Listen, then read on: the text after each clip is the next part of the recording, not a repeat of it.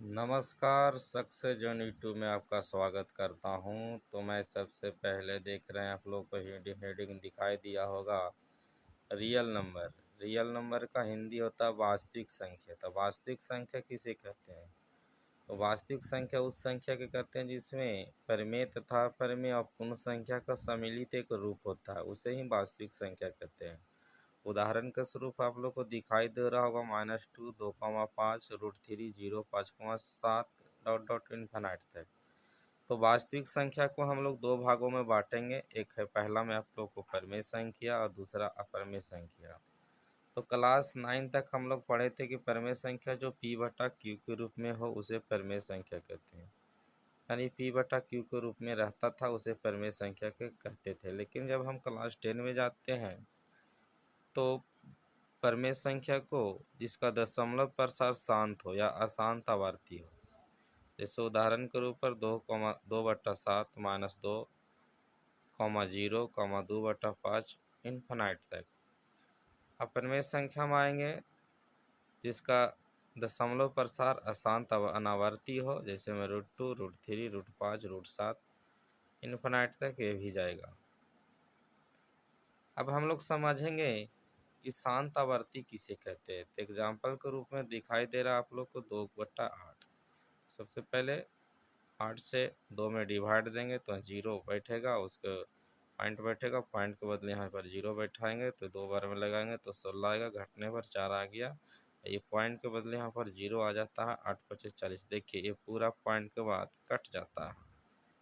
तो ये कट जाएगा तो इसी को हम लोग बोलते हैं शांत आवर्ती। इसे क्या बोलते हैं? शांत आवर्ती। अब हम लोग अशांत आवर्ती को बारे में देखेंगे कि अशांत आवर्ती किसे कहते हैं। तो अशांत आवर्ती हम लोग समझेंगे। अशांत आवर्ती इसमें हम 1/3 का उदाहरण लिए तो 3 में 1 से डिवाइड देंगे तो यहाँ भागा नहीं लगेगा तो 0 पॉइंट बैठेगा, पॉइंट के बदले 0 तो 3 बार लगाएंगे तो 9, 10 में से 9 गया तो 1, फिर उसी जैसा संख्या 10 आ गया, 3 बार में लगाएंगे तो 3 3 9, घटाएंगे तो 0। देखिए यहाँ पर बार बार अगर हम भागा देते जाएंगे तो 3 3 आते रहेगा, इसलिए इस पर हम 0.3 पर रेकरिंग डाल दिए कि बार बार ही आते जाएगा। इसी को अशांत अनावर्ती कहते हैं।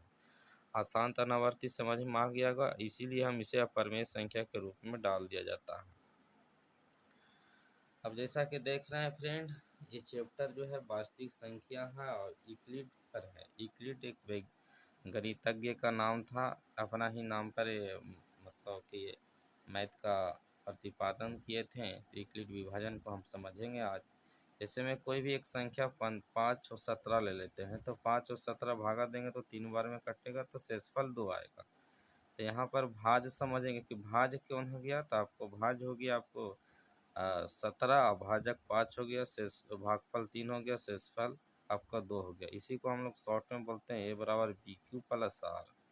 A = BQ+R। इसी के सहायता से आज हम लोग मैथ को जो एक्सरसाइज 1.1 है उसको आज हम लोग समझेंगे और पढ़ेंगे कि ये चैप्टर क्या कह रहा है।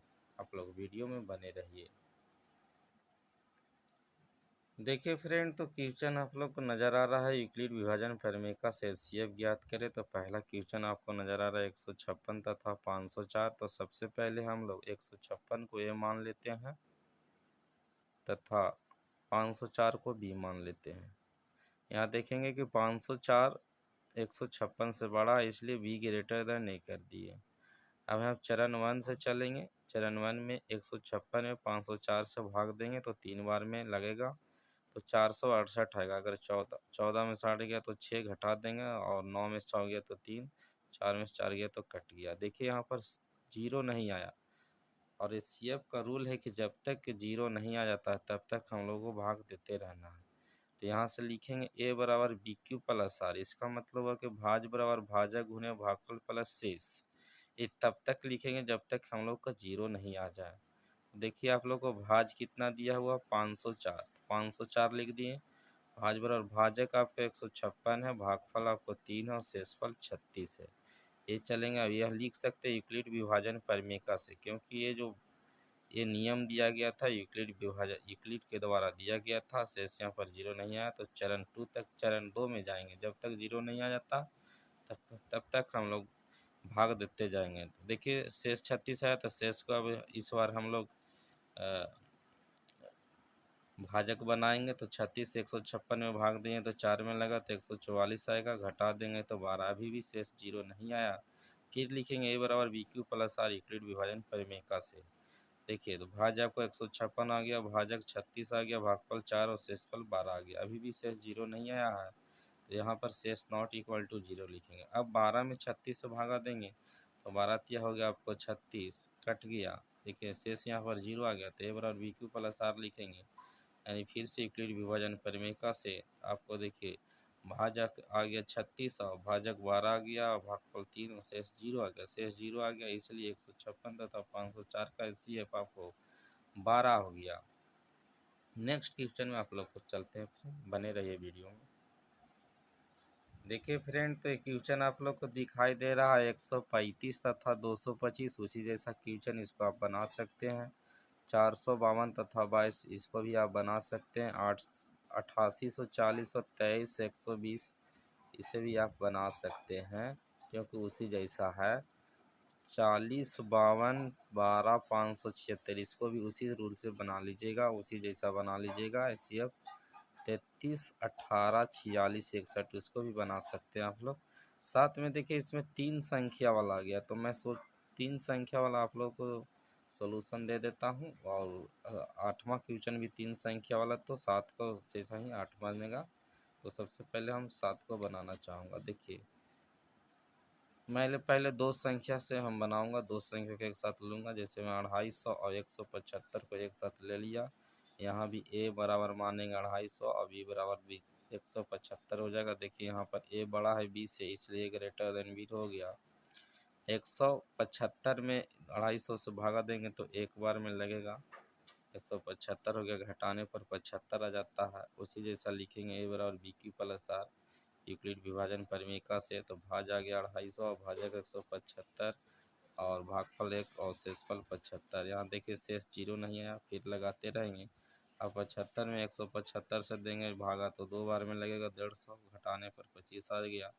ए बराबर लिखेंगे b q plus r, a बराबर क्या लिखेंगे friend, b q plus r Euclid विभाजन परिमेका से। 175 बराबर हो जाएगा 175 गुणे 2 प्लस 25।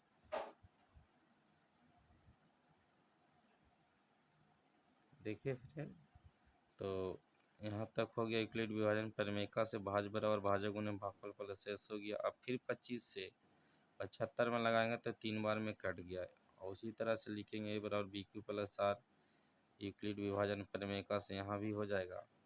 ठीक है, तो भाज बराबर भाजक गुणे भागफल प्लस शेष होता है, तो 25 गुणे 3 प्लस 0 कर देंगे, शेष 0 आ गया। तो 250 175 का एचसीएफ आपको कितना आ गया, 25 आ गया। जितना इसका आंसर आता है अगला वाला संख्या उसी से हम लोग बना देते हैं। जैसे 25 आंसर आया, और अगला संख्या कौन है, 425। तो 25 425 का एचसीएफ निकालेंगे तो एक बार में लगेगा, तो 25 हो जाएगा। अब घटाएंगे, 12 में से 5 गया तो 7, 3 में से 2 गया तो 1, ऊपर से 5 उतारेंगे, 25 7 175 लिखेंगे यूक्लिड विभाजन परिमेका से 1 plus b q plus are.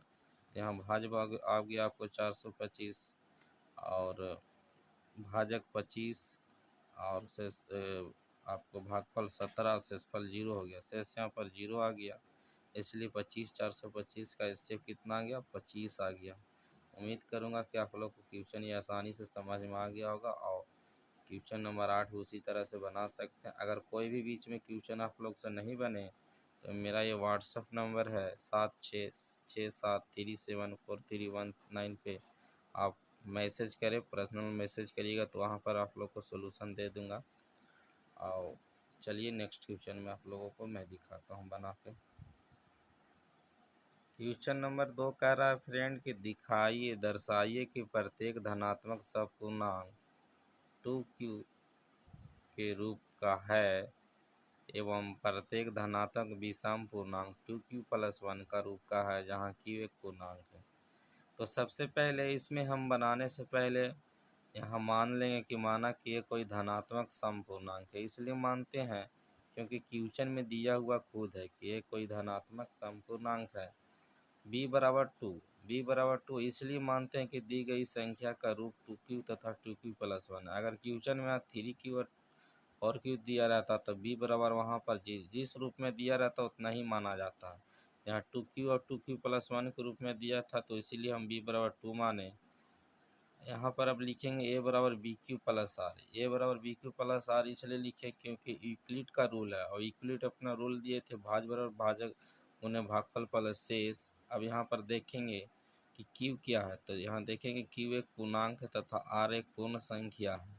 r एक पूर्ण संख्या जो यहाँ से जो मान जाएगा 0 से मान जाएगा, 0 से बड़ा या बराबर और r का मान रहेगा 2 तक ही जाएगा, यानी 2 से बड़ा नहीं जा सकता। इसलिए हम देखेंगे इसका संभावित मान देखेंगे कि 0 से लेकर जो संख्या जाएगा 1 तक होगा।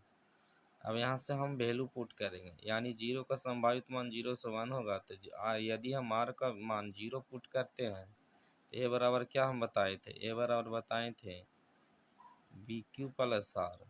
तो a बराबर b की जगह 2 हो जाएगा और q की जगह पर यहाँ q रहेगा। r का मान हम 0 भरे तो a बराबर आपका q निकलेगा और यहाँ पर 2 ही संभावित मान हो सकता है।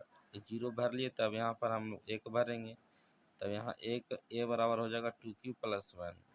हम लोग को दिखाना है धनात्मक सम पूर्णांक में, तो यहाँ 2q धनात्मक सम पूर्णांक है और 2q+1 जो धनात्मक सम पूर्णांक नहीं है। इसी रूप को हम लोग को दिखाना था। अगला जो क्वेश्चन है तीसरा वाला इसी जैसा है। उस आप लोग को वहाँ पर सिर्फ संख्या चेंज हो गया है, उसको अब संख्या चेंज होने से कोई दिक्कत नहीं, इसी जैसा बना लीजिएगा आप। अगर मेरा वीडियो आप लोग को अच्छा लगे तो लाइक शेयर और सब्सक्राइब ज़रूर करें, ताकि मैं इसी तरह से 1.2 और जो भी क्वेश्चन है एक्सरसाइज हम जल्द से जल्द लाने का प्रयास करूँगा। आप लोग अगर बुलंदी तक पहुँचाएँगे, आगे तक ले जाएँगे तो मैं वीडियो इसी तरह से लेके आते रहूँगा प्रतिदिन। और यहाँ पर क्लास 9, 10, 11, 12 सारा क्लास का मैं आप लोग को वीडियो प्रोवाइड करवाते रहूँगा, लेकिन आप लोग को सपोर्ट रहे तो मैं प्रतिदिन इस वीडियो को अपलोड करते रहूँगा। तब तक के लिए आप लोग को वीडियो अच्छा लगे तो सब्सक्राइब ज़रूर करें, लाइक शेयर ज़रूर करें। धन्यवाद। का दिन शुभ हो।